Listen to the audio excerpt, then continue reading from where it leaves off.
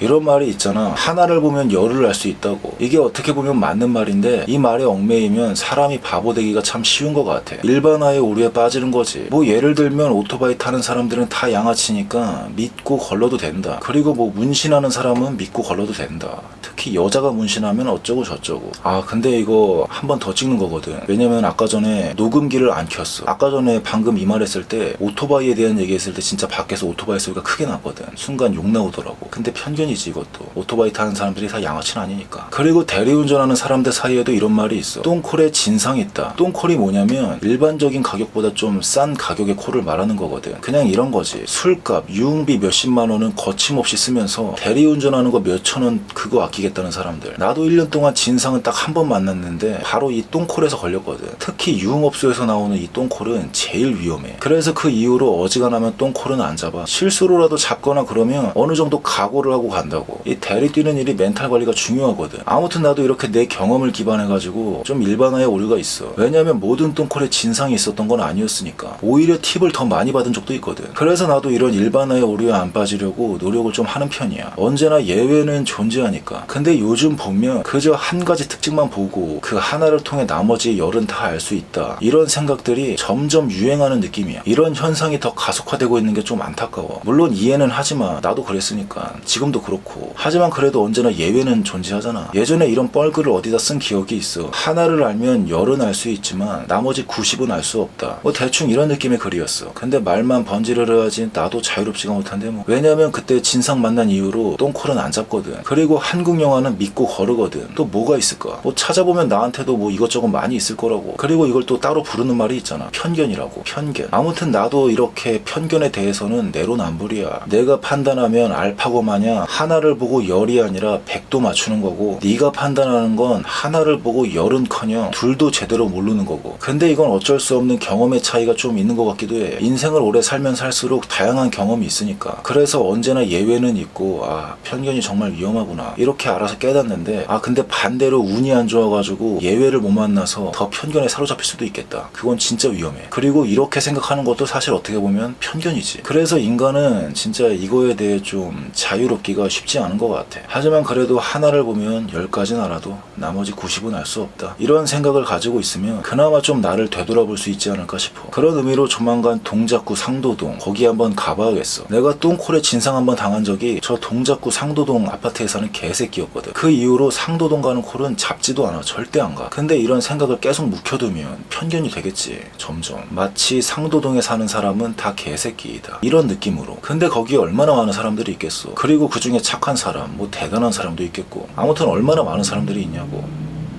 아 지금 오토바이 소리 또 난다. 아 더럽게 시끄럽네. 아무튼 그래서 그런 편견을 한번 깨려면 상도동에 한번 가야 되는데, 아 근데 만약에 또 그 사람 만나면 어떡하냐. 어떡하지? 어떡하냐? 아 역시 똥콜인데 상도동이면 역시 그건 그냥 걸러야겠다. 똥콜의 진상은 아 그건 좀 진리인 것 같아. 어쩔 수 없어. 특히 유흥업소에서 나오는 똥콜은 답도 없어.